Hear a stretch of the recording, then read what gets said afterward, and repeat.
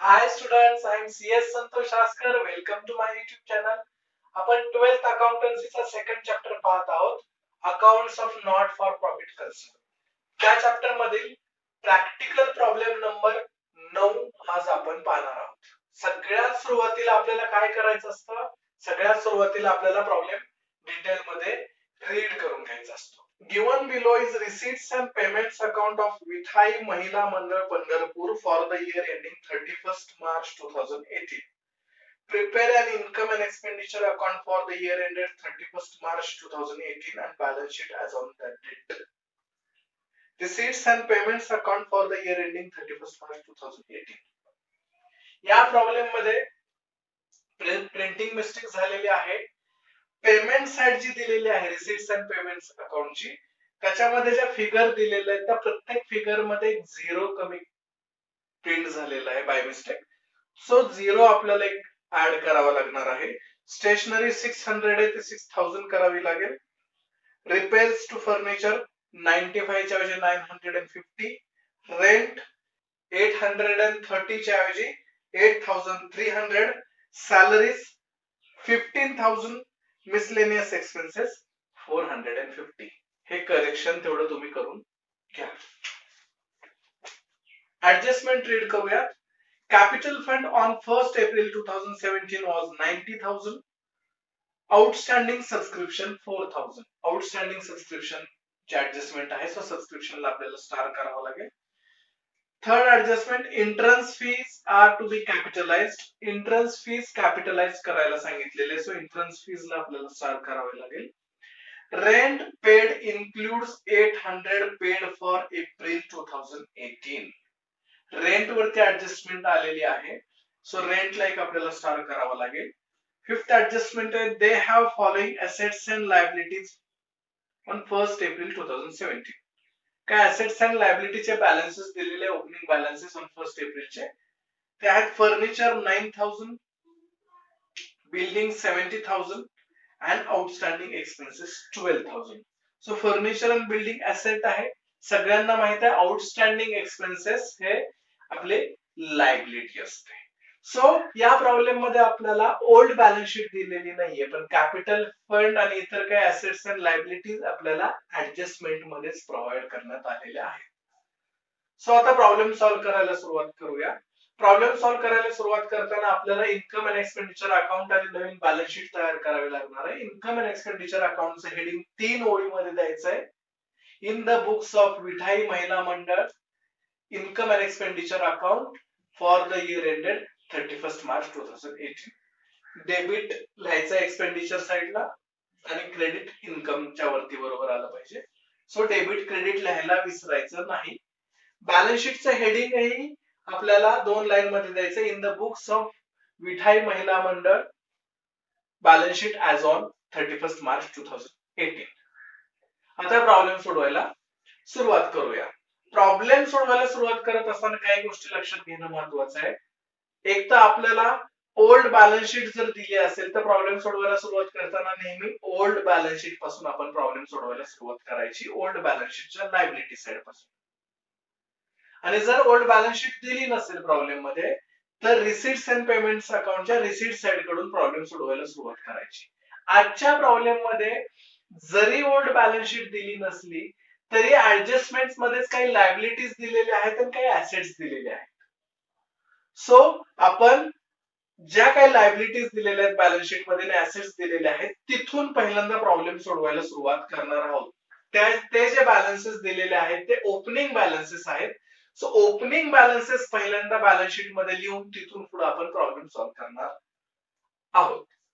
दुसरी गोष्ट म्हणजे प्रॉब्लेम मध्ये कॅश तुम्हाला 3 ठिकाणी दिली जाऊ शकते. ओल्ड बॅलन्स शीट दिली असेल तर त्याच्या ऍसेट साइडला, रिसीट्स अँड पेमेंट्स अकाउंटच्या रिसीट साइडला टू बॅलन्स ब्रॉट डाऊन म्हणून कॅश किंवा बँकचा बॅलन्स दिलेला असतो आणि पेमेंट साइडला जनरली बॅलन्स कॅरेड डाऊन म्हणून दिलेला असतो. न्यू बॅलन्स शीट ज्यावेळेस बनवतो तिथं आपल्याला बॅलन्स कॅरेड डाऊनचा बॅलन्स लिहायचा असतो. Balance sheet old balance sheet मधला ऍसेट साइडचा बॅलन्स लिहायचा नसतो किंवा रिसीट साइडला जो बॅलन्स ब्रॉट डाऊन दिलेला आहे तोही लिहायचा नसतो. बॅलन्स कॅरेड डाऊन जो पेमेंट साइडला जनरली दिलेला असतो तो आपल्याला बॅलन्स शीटच्या ऍसेट साइडला लिहायचा असतो.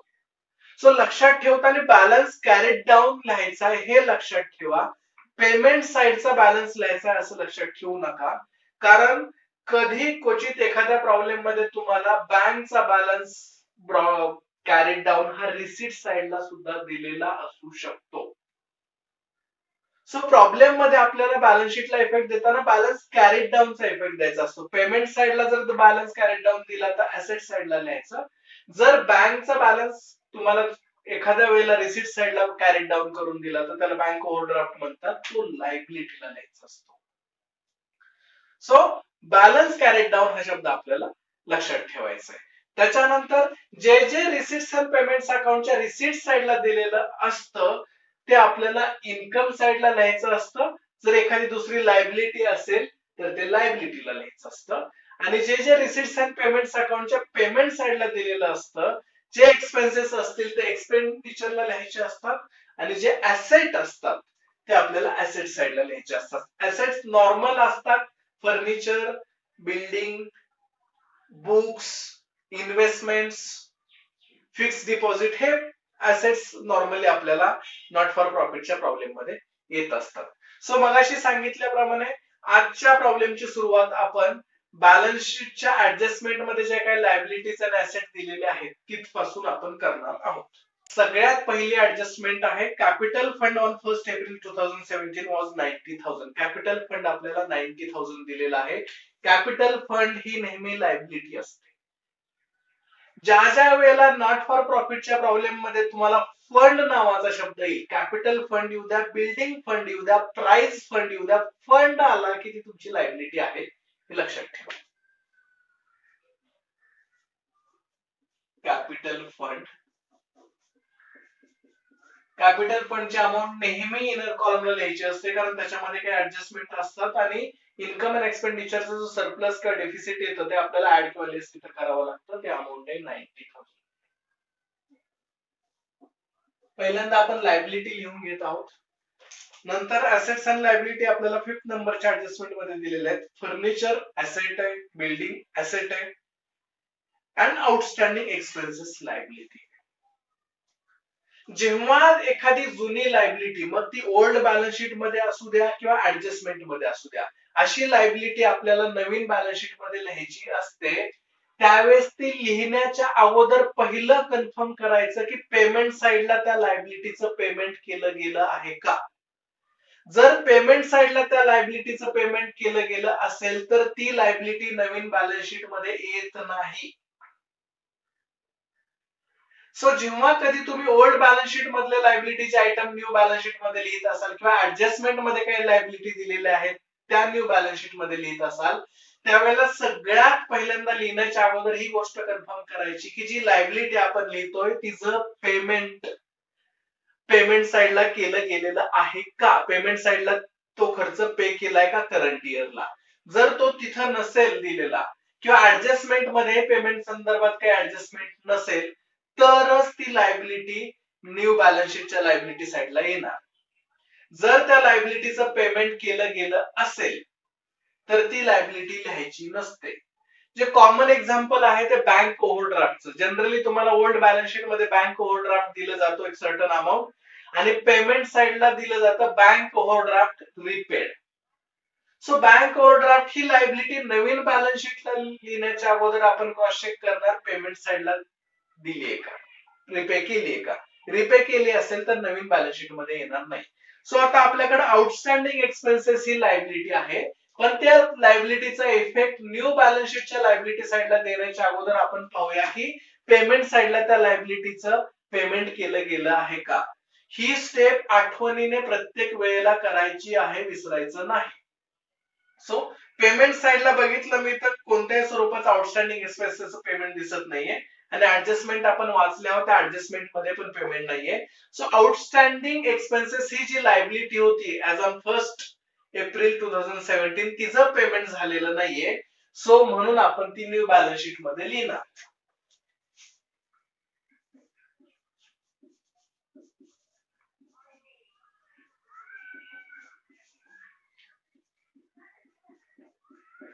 आउटस्टँडिंग एक्सपेन्सेस अमाऊंट आहे 12,000.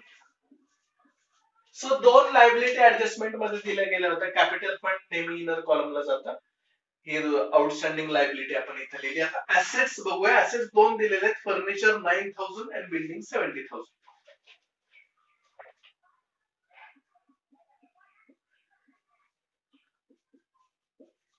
Furniture 9,000, building 70,000. दोन्ही वरती ऍडजस्टमेंट नाहीये, त्याच्यामुळं अमाऊंट मी आउटर कॉलमला लिहितोय. सो ऍसेट्स अँड लायबिलिटीचे जे ओपनिंग बॅलन्सेस दिलेले होते ते आपण पहिल्यांदा लिहून घेतले. आता रिसीट्स अँड पेमेंट्स अकाउंट पासून आपण सुरुवात करणार. रिसीट साइड पासून जसं मगाशी मी सांगितलं की कॅशचा जो बॅलन्स ब्रॉटडाऊन दिलेला असतो तो प्रॉब्लेम मध्ये, रिसीट साइडला जो कॅशचा बॅलन्स ब्रॉटडाऊन दिलेला असतो तो प्रॉब्लेम मध्ये कुठेही लिहायचा नसतो. सो ते सोडून देणार. Entrance fees. आता इंटरन्स फीज वरती ऍडजस्टमेंट आहे. Entrance fee are to be capitalize. जेव्हा सगळीच्या सगळी अमाऊंट कॅपिटलाइज केली जाते त्यावेळेस दोन पद्धतीत इफेक्ट आपण देऊ शकतो. इन्कम साइडला इंटरेस्ट फी हा इन्कम लिहायचाच नाही, सगळीच्या सगळी अमाऊंट डायरेक्ट कॅपिटल फंड मध्ये ऍड करून टाकायची. इन्कमला इंटरेस्ट फी हे नाव लिहायचंच नाही. किंवा इन्कम साइडला इंटरेस्ट फी लिहायचं इनर कॉलमला, त्याच्यावर ऍडजस्टमेंट सॉल्व्ह करायची कॅपिटलाइज केलं म्हणून. मग इन्कम साइडला झिरो अमाऊंट येणार कारण फुल अमाऊंट कॅपिटलाइज झालेली आहे. आणि दुसरा इफेक्ट आपल्याला कॅपिटल फंड मध्ये ऍड करून द्यायचा. दोन्ही पद्धतीत ऍडजस्टमेंट सॉल्व्ह करू शकता. दोन्ही पद्धती योग्यच आहेत. मी इथं ऍडमिशन एंट्रन्स फी इन्कम साइडला लिहिणार आहे बाय एंट्रन्स फी. अमाऊंट आहे 3,500. Next subscription. सबस्क्रिप्शन वरती ऍडजस्टमेंट आहे. सो ते पण इनर कॉलमला येणार बाय सबस्क्रिप्शन. अमाऊंट आहे 19,000.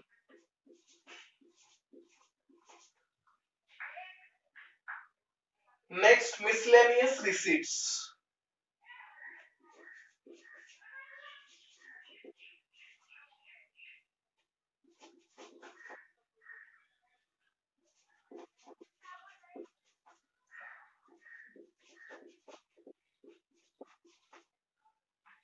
अमाऊंट आहे 850. ऍडजस्टमेंट नाहीये, अमाऊंट आउटर कॉलमलाच आहे. सो रिसीट साइडला आपल्याला जे तीन आयटम दिले होते ते आपण इन्कम साइडला लिहिलेले आहेत. आता आपण पेमेंट साइडला जाऊया. पेमेंट साइडचा पहिला आयटम आहे स्टेशनरी. स्टेशनरी हा आपला एक्सपेन्सेस असतो, त्याच्यामुळे आपण लिहिणार एक्सपेंडिचर साइडला.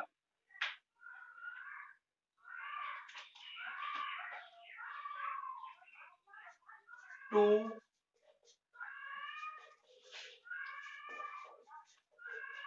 स्टेशनरी 6,000. पुढचा आयटम आहे रिपेअर्स टू फर्निचर्स. बघा फर्निचरचं रिपेअरचं काम केलेलं आहे. जरी फर्निचर ऍसेट असलं आणि ऍसेटचं रिपेअरचं काम केलेलं असलं तरी हे बॅलन्स शीटच्या ऍसेट साइडला ऍड होणार नाही, कारण रिपेअर म्हणजे एक्सपेन्सेस असतो. रिपेअर म्हणजे एक्सपेन्सेस असतो आणि तो आपल्याला एक्सपेंडिचरला बुक करावा लागतो. सो रिपेअर्स टू फर्निचर मी लिहिणार एक्सपेंडिचरला टू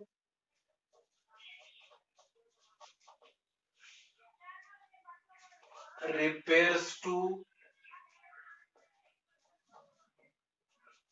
फर्निचर. अमाऊंट आहे 950. Next item rent. रेंट वरती ऍडजस्टमेंट आहे त्यामुळे अमाऊंट लिहिणार मी इनर कॉलमला. रेंट अमाऊंट आहे 8,300. सॅलरीज. सॅलरीज हा ही एक्सपेन्सेस आहे, ऍडजस्टमेंट नाहीये, अमाऊंट लिहिणार आउटर कॉलमला 15,000. Miscellaneous expenses.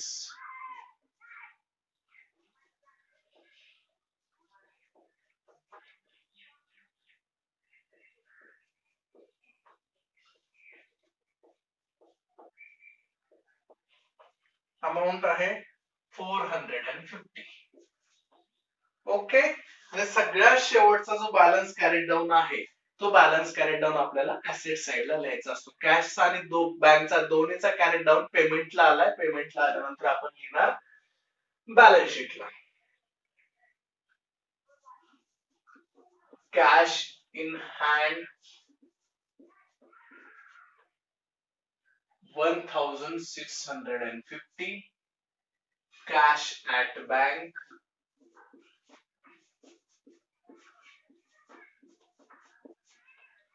14,000. 14,000 रुपये. सो अशा पद्धतीने रिसीट्स अँड पेमेंट्सला जे जे काही आयटम्स दिले होते, रिसीट्सचे आयटम्स इन्कमला गेले, पेमेंटचे आयटम्स आपण एक्सपेंडिचरला लिहिले. ऍसेट त्याच्यामध्ये काही नव्हतं त्यामुळे बॅलन्स शीटला काही इफेक्ट गेला नाही. आता आपण ऍडजस्टमेंट सॉल्व्ह करणार आहोत. पहिली ऍडजस्टमेंट कॅपिटल फंड, त्याचा इफेक्ट आपला देऊन झालेला आहे. दुसरी ऍडजस्टमेंट सबस्क्रिप्शनची. सबस्क्रिप्शनची ऍडजस्टमेंट ज्या ज्या वेळेला सॉल्व्ह कराल त्या वेळेला तुम्हाला काही गोष्टी लक्षात ठेवायच्या. सबस्क्रिप्शन सगळ्यात पहिल्यांदा चेक करायचं इयर वाईज दिलेलं आहे का, 16, 17, 17, 18 असं इयर वाईज दिलंय का सिंगल अमाऊंट दिली. कारण जर सबस्क्रिप्शन इयर वाईज दिला असेल तर इन्कम साइडला इफेक्ट देताना त्याच्यामध्ये दोन गोष्टी ऍड कराव्या लागतात कंपल्सरी. आणि जर सबस्क्रिप्शन सिंगल अमाऊंट दिला असेल तर दोन गोष्टी लेस होऊ शकतात आणि दोन गोष्टी ऍड होऊ शकतात. हे प्रत्येक वेळेला क्रॉस चेक करून घ्यायचं, कारण नॉट फॉर प्रॉफिट कन्सर्न मध्ये one of the difficult adjustment ही सबस्क्रिप्शनची आहे. सो ती प्रॅक्टिस झाली पाहिजे माइंडला आपल्या प्रत्येक वेळेला. मला मान्य या प्रॉब्लेम मध्ये आउटस्टँडिंग सबस्क्रिप्शन ही एकच ऍडजस्टमेंट आलेली आहे, बाकीच्या आलेल्या नाहीत. पण ते आपण प्रॅक्टिस होण्यासाठी प्रत्येक वेळेला तो फॉर्म्युला जो ठरलेला आहे तो यूज करायचा, म्हणजे पक्क होतं एकदम जे काय आपण शिकलोय ते. सो सबस्क्रिप्शनची सिंगल अमाऊंट दिलेली आहे म्हणजे दोन गोष्टी लेस होऊ शकतात आणि दोन गोष्टी ऍड होऊ शकतात. त्या शोधायच्या, असतील तर लिहायच्या, नसतील तर सोडून द्यायच्या. काय लेस होऊ शकतं? पहिली गोष्ट लेस होऊ शकते subscription received for last year, पाठीमागच्या वर्षासाठी आलेलं सबस्क्रिप्शन. कुठं दिलेलं असतं? एक तर रिसीट साइडला सबस्क्रिप्शनच्या बरोबर खाली ब्रॅकेट मध्ये दिलेलं असतं किंवा ऍडजस्टमेंट मध्ये दिलेलं असतं.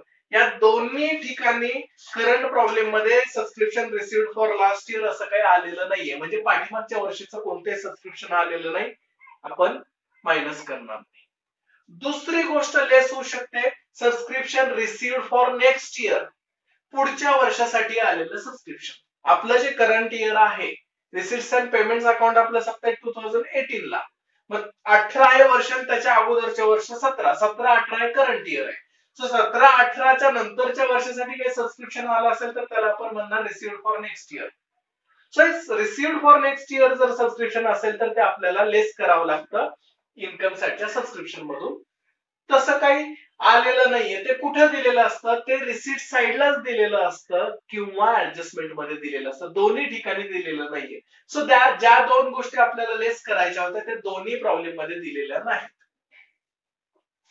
दोन गोष्टी ऍड कोणत्या होतात? Subscription received in last year in advance, पाठीमागच्या वर्षीचे सबस्क्रिप्शन आपल्याला मिळतं ऍडव्हान्स मध्ये, ते ऍड होऊ शकतं. कुठं दिलेलं असतं? Old balance sheet liability side. Old balance शीटच्या लायबिलिटी साइडला ते दिलेलं असतं. तिथं ओल्ड बॅलन्स शीटच नाहीये प्रॉब्लेम मध्ये, त्याच्यामुळे तिथं क्रॉस चेक करण्याचा प्रश्न नाहीये. ऍडजस्टमेंट मध्ये दिलेलं असू शकतं, ऍडजस्टमेंट मध्ये प्रोव्हाइड केलेलं नाहीये. सो दोन गोष्टी ज्या लेस करायच्या होत्या त्याही दिलेलं नाहीये, एक गोष्ट ऍड करायची होती तेही दिलेलं नाहीये. सगळ्यात शेवटी ऍड होतं करंट इयरचं आउटस्टँडिंग सबस्क्रिप्शन, ते दिलेलं असतं ऍडजस्टमेंट मध्ये, जी सेकंड नंबरची ऍडजस्टमेंट आहे आउटस्टँडिंग सबस्क्रिप्शन 4,000. आता तुम्हाला हा प्रश्न पडला असेल की मग हे एवढं सगळं का रिपीट केलं? व्हिडिओ पण लेंदी होतोय, मग तुम्हाला पहिल्यापासूनच माहित होतं की एकच ऍडजस्टमेंट आहे, तर हे सगळं तुम्ही का सांगितलं? तर मी मगाशीच क्लिअर केलं की या प्रॉब्लेम मध्ये जरी एकच सबस्क्रिप्शनची ऍडजस्टमेंट असली तरी सबस्क्रिप्शनची ऍडजस्टमेंट आपल्याला नक्की कशी सॉल्व्ह करायची त्याची प्रॅक्टिस प्रत्येक वेळेला व्हायला पाहिजे. तुम्ही एकदा त्या ठराविक पद्धतीने प्रॅक्टिस करत गेला की तुम्ही कधीही ती सबस्क्रिप्शनची ऍडजस्टमेंट चुकणार नाही. सो ज्या ज्या वेळेला सिंगल अमाऊंट दिलेली असेल सबस्क्रिप्शनची त्या वेळेला या चार गोष्टी चेक करायच्या, ज्या दोन लेस होतात त्या आणि ज्या दोन ऍड होतात त्या. सो एकच फायनली गोष्ट ऍड होणारी मिळाली ती म्हणजे करंट इयरचं आउटस्टँडिंग सबस्क्रिप्शन. सो मी सबस्क्रिप्शन मध्ये ऍड करणार add outstanding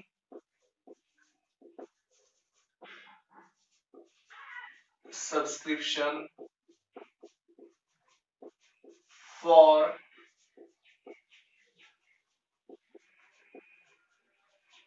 current year. Amount दिलेली आहे 4000.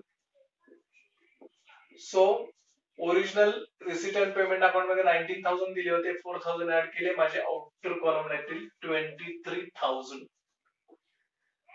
आउटस्टँडिंग सबस्क्रिप्शनचा दुसरा इफेक्ट जात असतो ऍसेट साइडला. सो हे इन्कम साइडचे आपले इफेक्ट देऊन झाले. त्याच्यानंतर कंपल्सरी क्रॉस चेक करायचं लायबिलिटीला काही देणं आहे का. लायबिलिटीला कशाचा इफेक्ट जातो, subscription received for next year ते दिलेलंच नाहीये, सो लायबिलिटीला काही इफेक्ट जाणार नाही. आता ऍसेटचा या आउटस्टँडिंग सबस्क्रिप्शनचा ऍसेट साइडला इफेक्ट दिला की आपला सबस्क्रिप्शनचे ऍडजस्टमेंट संपून जाते. एकदा तिन्ही इफेक्ट क्रॉस चेक केले की आपलं काहीही लिहायचं विसरत नाही.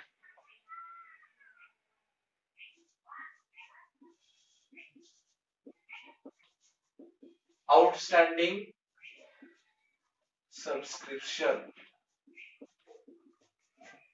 अमाउंट आहे 4000.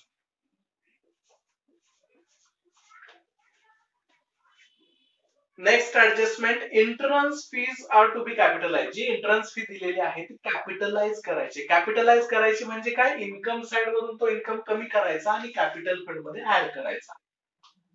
मग मी इंटरन्स फी इन्कम साइड मधून लेस करणार, मी लिहिणार लेस कॅपिटलाइज्ड. सगळीच्या सगळी सांगितले आपल्याला. तर तुम्ही म्हणाल सगळीच्या सगळी हे कुठं सांगितलंय, डायरेक्ट इंटरेस्ट फी कॅपिटलाइज असं म्हटलंय, मग 50% करा, 60 करा, हाफ करा असं सांगितलंय का, नुसती इंटरेस्ट फीज कॅपिटलाइज करा असं म्हटलंय, म्हणजे सगळीच्या सगळी कॅपिटलाइज करावी लागणार. मग माझ्या आउटर कॉलमला अमाऊंट आली 0 आणि त्याचा दुसरा इफेक्ट देणार लायबिलिटी साइडला ऍड इंटरेस्ट फीज.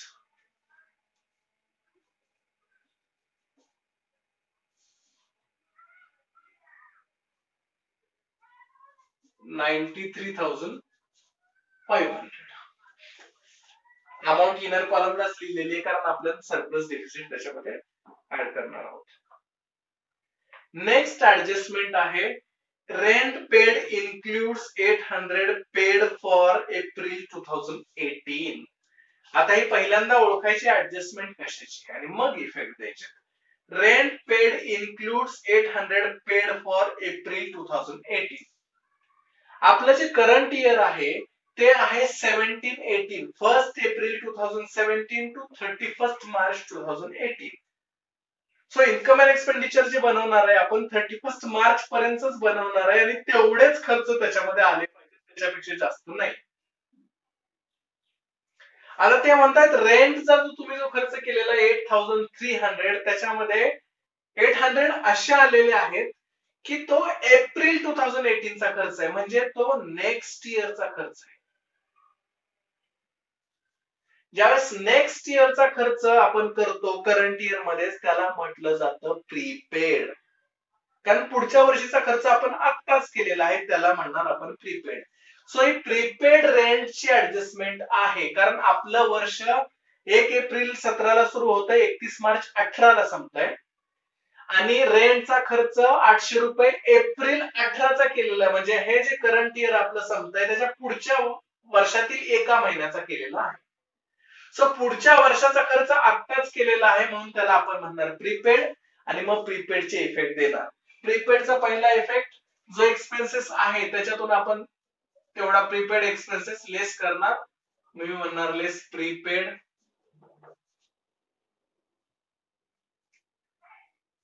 $800, आउटरला आले म्हणजे 7,500. आणि याचा दुसरा इफेक्ट द्यायचा आहे बॅलन्स शीटच्या ऍसेट साइडला प्रीपेड रेंट.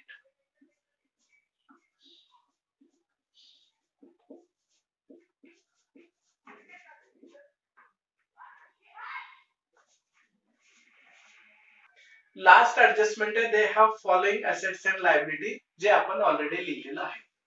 सो अशा पद्धतीने सगळे आयटम पोस्ट करून झालेले आहेत, ऍडजस्टमेंटचे सगळे इफेक्ट्स देऊन झालेले आहेत. आता आपण प्रॉब्लेम टॅली करूया.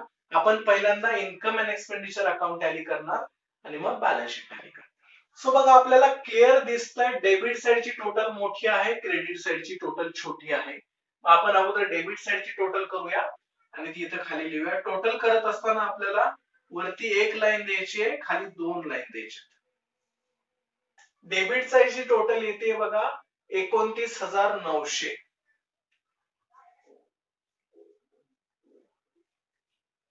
हीच टोटल आपण क्रेडिट साइडला लिहिणार आहोत.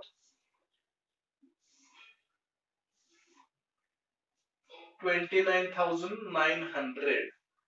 आता क्रेडिट साइडची टोटल बघूया, ती येते 23,850. सो डेबिटची टोटल आहे आपली 29,900, क्रेडिटची टोटल आहे 23,850. आपण मायनस करूया.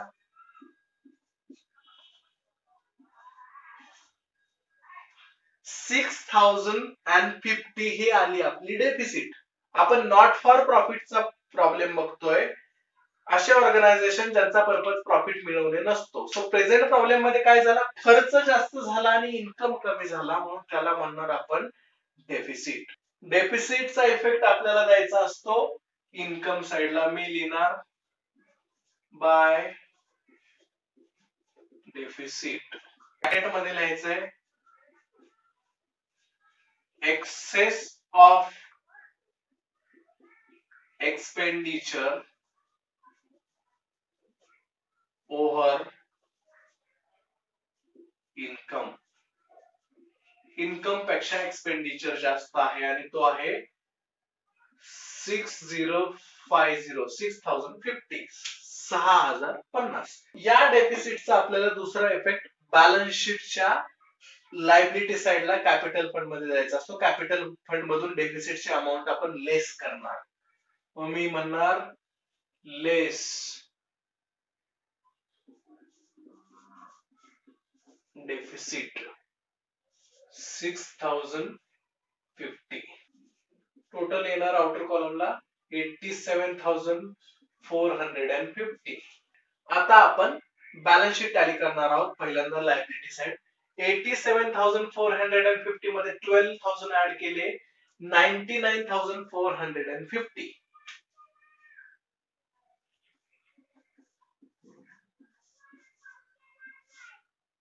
खाली 2 लाईन, वरती 1 लाईन. आता ऍसेट साइडचे आपण टोटल करूया 99,450.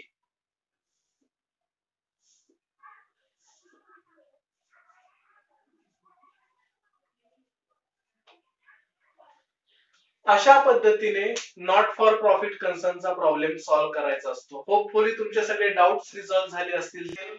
तर लाईक करा, तुमच्या फ्रेंड्स सोबत शेअर करा, कमेंट्स करा आणि सबस्क्राईब करायला विसरू नका. Thank you so much.